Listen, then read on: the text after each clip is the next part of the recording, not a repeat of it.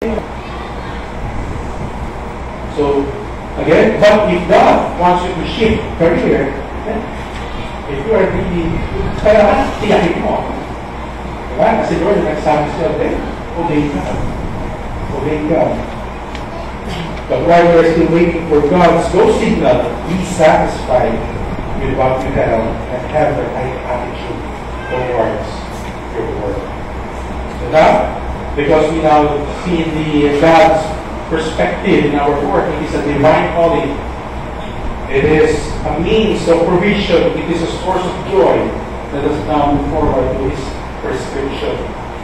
First, submit to authority. In our passage this morning, 1 Timothy chapter 6, verse 1. Let all who are under a yoke as slaves regard their own masters as worthy of all honor. Those who have believing masters, in verse 2 says, must not be disrespectful on the ground that they are brothers. Now, in the Roman world, they are full of slaves. 1/3 of the population are slaves. They had become slaves because as prisoners of wars, as condemned men, through death. Kaya makikita kayo sa pagpang. Makapaging slave kayo kung sino yung nagpapagpunan sa inyo. Sa kanila, gano'n eh. Through death, naging slave. Through kidnapping. Gusto pa rin yan. Some have been sold into slavery by their parents. Many were born into slavery. And also during their time, some slaves have obtained a degree. Hindi lang yung mga walang sa families na siguro walang pinag-aralan. Even those time, a physician that is me. Lalo na pag family doctor siya. Kasi yung nagbabayad sa kanya, meron siyang master. So still, he is a slave. So even though he has a degree, but from the view ng mga sa Roman world, slave pa rin kahit nag-doctor.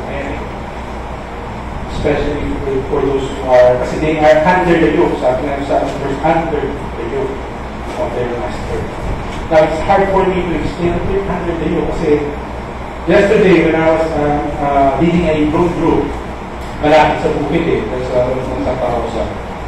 Merong bukid, diba? May parang nag-aaral, binahan yung lupa, singay. Sabi ko, siguro, yung silang una lang, tahimik yan. Bakit? Kalabaw yung gagamitin. Dahil makita ng ingay. So, first, parang may ng congregation.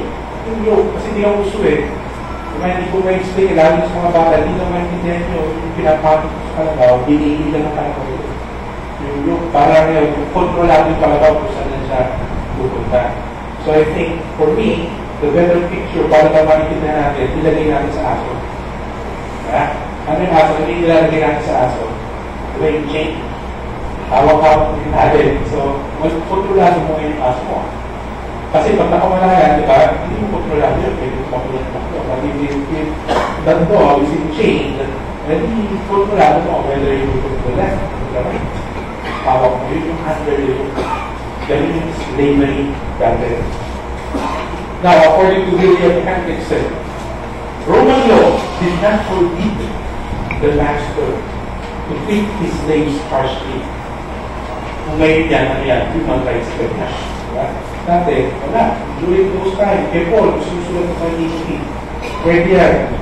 They could be condemned to hard labor, chains, severe lash, branded upon the forehead. Alam mo kung paano yung branded? Yung ginagawa sa baka, tinatatakan yung baka. Ginagawa niya. Or even crucified. But public opinion, however, often asserted itself as a kind of restraint upon intolerable unfairness and cruelty. Besides, in several recorded instances, Romans treated their subordinates with eminent fairness, providing legally for them and even becoming their friends. And during those times, a slave can buy his freedom over a sum of money or by his master's last will. Pwede ka na siya makawala. So, we have seen the context of master-slave in time of Paul and Timothy and even Titus or even Peter. Now, it is easy to give honor if your master is good. Right? Or if your boss is good. Madali yan eh. Madaling sulit yan na give honor. Give honor. And how about if your master or your boss is treating you harshly? applicable pa rin ba ito? Ano sa palagay niyo? Madali eh, mabait. Pastor, walang usapan. Auto agad. Nagkabaan mo sa lahat. Get very busy ka. Gusto ko sabay-sabay tayo. Babasahin natin ito sinabi ni Peter. Okay? 1, 2, 3. Read. Survive.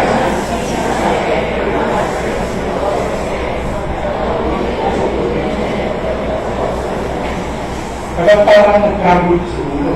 Okay, gusto mo isa. Parang sa ulo. Ano sabi? But, also, to the other class.